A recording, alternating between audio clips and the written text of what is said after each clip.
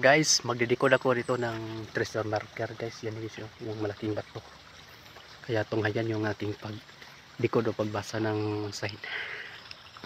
Ito na guys, ito ang bato guys na merong treasure sign. Yun guys ang sign niya guys.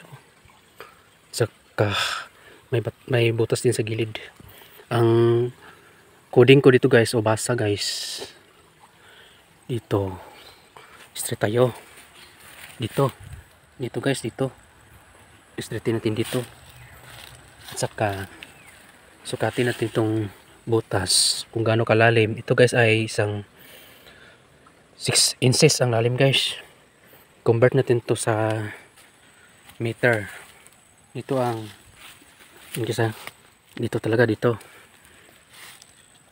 Mula rito kasi bato yan eh. Magpais tayo, kumpas tayo ng pais.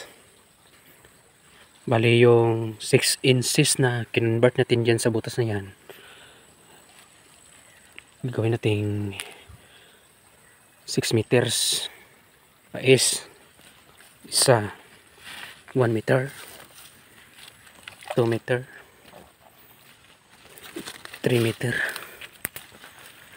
4 meter, 5 meter, 6 meters. Dito guys, dito banda guys. Dito. Mula sa malaking bato. Dito din ang naditik ng locator ko guys. Detector guys. Dito. Gold detector. Kung makita mo guys, may butas din na sa gilid ng bato na malaki. Yan nilagay ang giveaway. At saka yan ang bukal guys. Lumang bukal. Yan.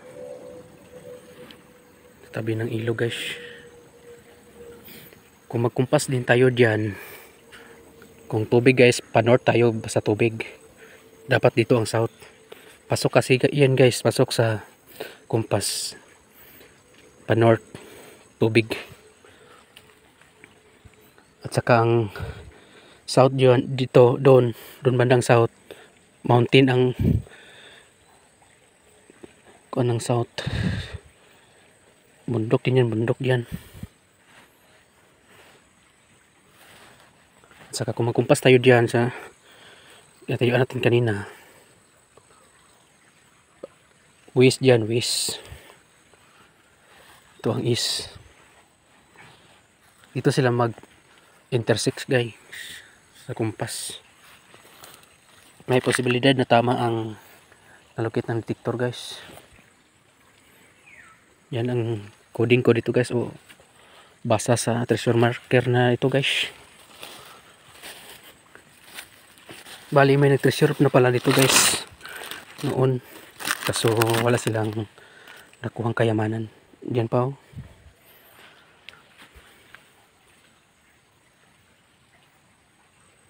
malalim na raw to.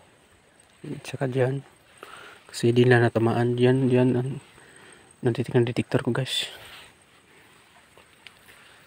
Yan, ilog to guys. Saka yan, malaking puno ng kasi natumba ng bagyong Udit.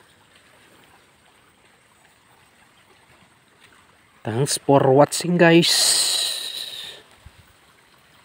Yan, bukal guys oh. Thank you for watching guys, at saka subscribe, like and share. Thank you po.